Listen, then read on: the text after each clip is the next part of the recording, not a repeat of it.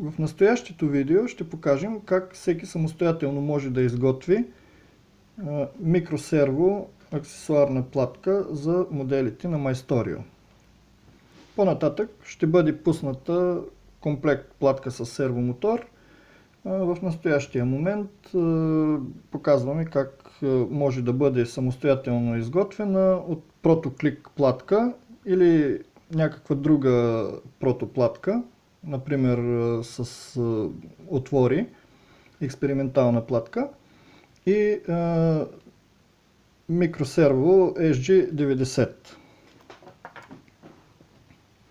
За закрепване ще бъдат направени два отвора. Можете да използвате свердло от 2 до 2,5 мм. В настоящия момент ние ще покажем с 2,5 мм свердло. Местата за разпробиване на отворите са ето това и това. Това отговаря на разстояние от 28 мм, колкото е разстоянието между отворите на сервото.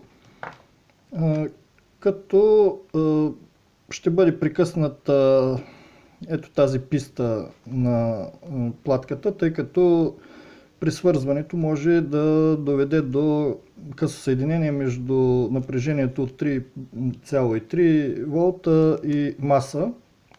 Просто такова е разположението на протоклик платката на микроелектроника. И тъй като ние няма да използваме 3,3 волта напрежение, можем спокойно да прекъснем тази платка. Ще го направим с макетен нож. Трябва внимателно да се работи, да се не повредите, да не се нараните. Ето, това е едната позиция, на която може да се прекъсне платката.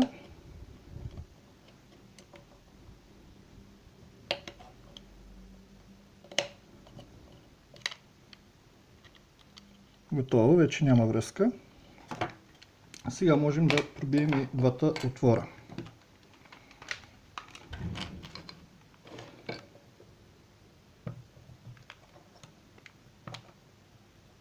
Внимателно позиционирате. В началото само да се фиксира позицията. Най-добре е да се използва настолна бормашина, но може да се използва и такава акумулаторна. Ето следващата позиция, където ще се разпребие следващия втория отвор. Така, готово е. Сега можем да запоим рейката, която ще служи за подаване на сигнала, тъй като протоклик платката има опроводяване, за нас ще бъде по-лесно, отколкото ако се използва обикновена експериментална платка. В случая ето на коя позиция на протоклик платката поставяме рейката.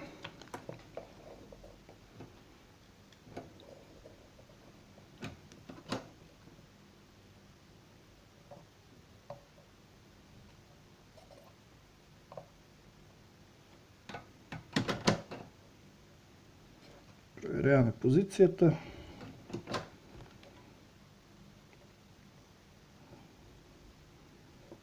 Трябва да бъде изправена допълнително. Това правим само с едното кръче, като положението на рейката бъде достатъчно добро.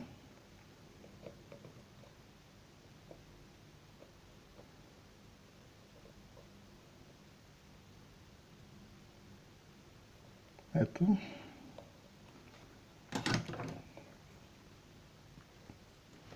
Осъществено е свързването.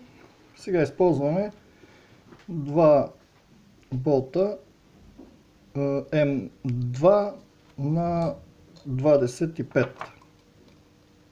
Може да се използва и 2,5. В случая сме избрали М2, тъй като най-добре съвпада с вече съществуващите отвори на сервото. внимателно завиваме, леко ще остане разстояние отзад. Сега и другият.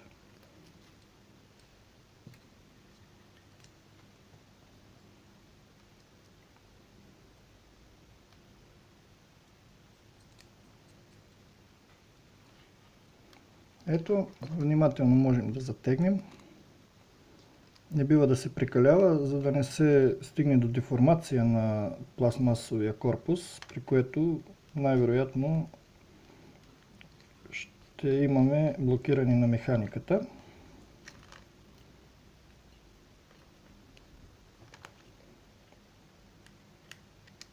Не е нужно на този етап нищо допълнително да се прави.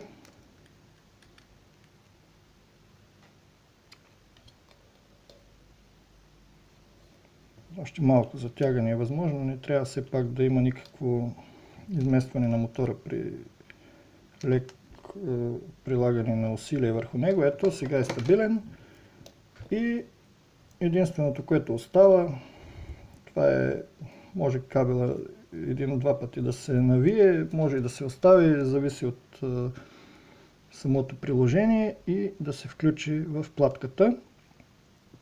Свързването, значи това е маса, плюс 5 волта и импулс. Кафявият отива най-отдолу, тъй като кафявият е маса. Червеният е плюс 5 волта, а оранжевият е импулс. Ето, аксесуарната платка е готова и може да бъде използвана.